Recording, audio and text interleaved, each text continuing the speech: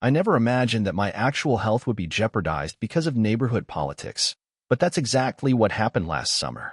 I had moved into Brookstone Meadows about 6 months earlier, a charming suburban development with pristine lawns, identical mailboxes, and unfortunately, a homeowners association that acted more like a dictatorship than a community board. I'm not exaggerating when I say the HOA president, Denise Holloway, had elevated micromanagement into an art form. From the day I arrived, Denise managed to find fault with nearly everything I did. If my garbage cans were visible from the street for even 10 minutes longer than scheduled on collection day, I'd get a notice. The trim color on my house, a shade called sand dune, didn't meet the official creamy ivory standard outlined in the HOA guidelines. My modest string of holiday lights apparently violated some obscure rule about seasonal decor conformity. You get the picture. At first, I made an effort to comply, hoping that it would earn me some goodwill. But it soon became clear that for Denise, there was no winning. No concession would ever be enough. Denise was in her late 50s, wore her platinum blonde bob like a badge of authority, and drove around in a white BMW SUV with a vanity plate that read, "Rule as One." She was a fixture in the neighborhood, constantly marching the streets clipboard in hand, often seen snapping photos or measuring flower beds. Her reign had lasted nearly a decade, mostly because no one else wanted the responsibility, and partly because anyone who dared oppose her mysteriously ended up drowning in violation notices. For months, I managed to stay off her radar by playing along. That changed the day I installed a small, unobtrusive package box by my front door. I travel a lot for work, and after a few packages disappeared, I decided to protect my deliveries. The box matched my house's color scheme perfectly and was tucked so neatly into the porch design that a casual observer would hardly notice it. 3 days after installing it, I came home to find an official violation notice taped to my door. Unauthorized exterior modification. Remove immediately or face a $100 daily fine. Annoyed but not surprised, I submitted a retroactive application for approval to the Architectural Committee, attaching photos and specifications. To my relief, the committee approved the package box without issue. I assumed that would be the end of the matter. I was wrong. At the next HOA meeting, Denise unilaterally overrode the committee's decision, citing her so-called emergency powers as president to maintain neighborhood standards. Yes, she actually used the words emergency powers over a package box. After the meeting, I tried to reason with her. I explained that the package box wasn't a frivolous addition. It was critical for the secure delivery of my specialty medications, which weren't available at local pharmacies. Denise listened with a bored expression and replied, "Rules are rules. If we let you have your little box, everyone will want one. Then the whole community aesthetic will fall apart." When I insisted that my medical needs weren't optional, she smiled condescendingly and said, "Sounds like a you problem, not a Brookstone problem." That was the moment I decided I wasn't backing down. My health was at stake, and I had every right to protect it. The committee's approval was legitimate. I refused to remove the box. True to her word, Denise began issuing daily fines. 2 weeks later, I received a certified letter informing me that I owed $1,400 and had 48 hours to pay or face additional consequences.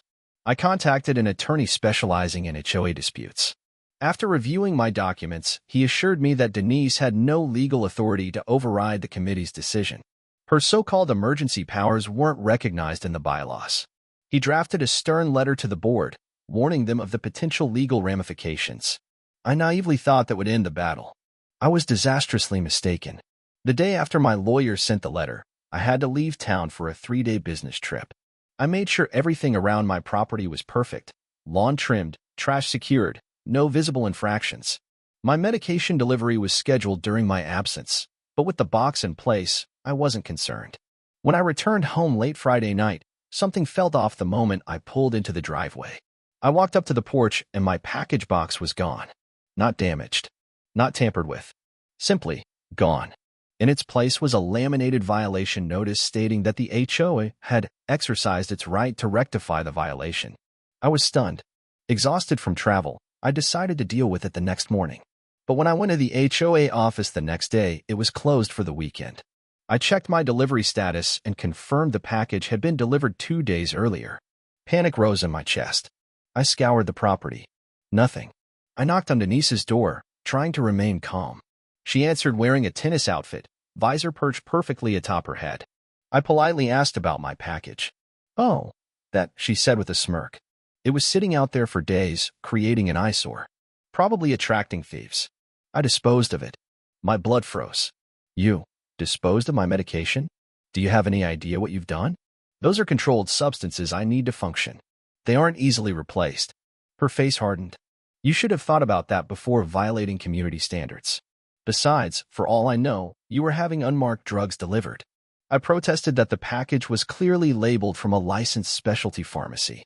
Her only response was a cold shrug. Take it up with the board.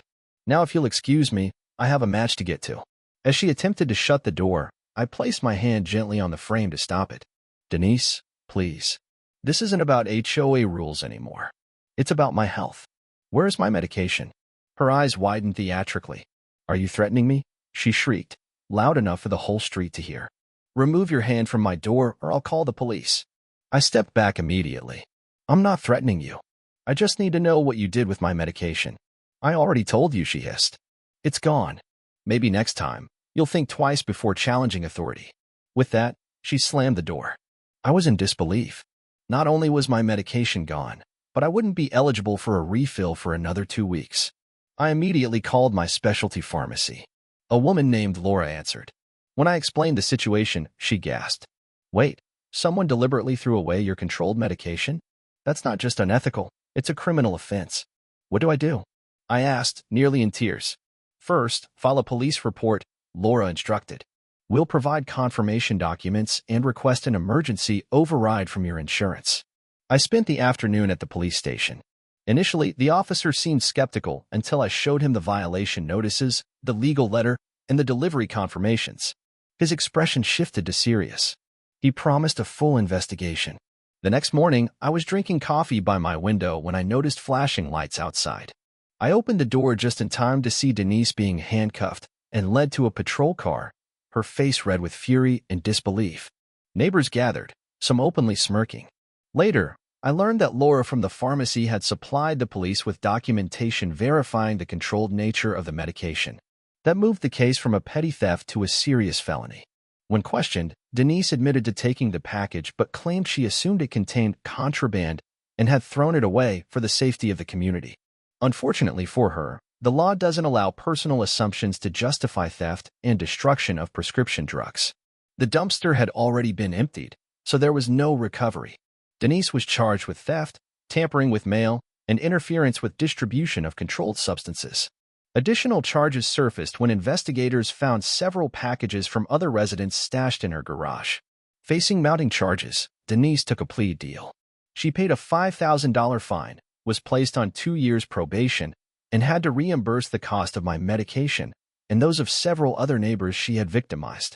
The crowning moment came at the emergency HOA board meeting held the following week. Denise was stripped of her presidency in a unanimous vote. As she shuffled out of the community center, the woman who had once terrorized an entire neighborhood with her clipboard and smug sense of authority could not even meet my eyes. She passed by me and muttered under her breath, her voice trembling with bitterness, I can't believe they arrested me over a stupid box. It was just a box. No, Denise. It was never just a box. It was my health.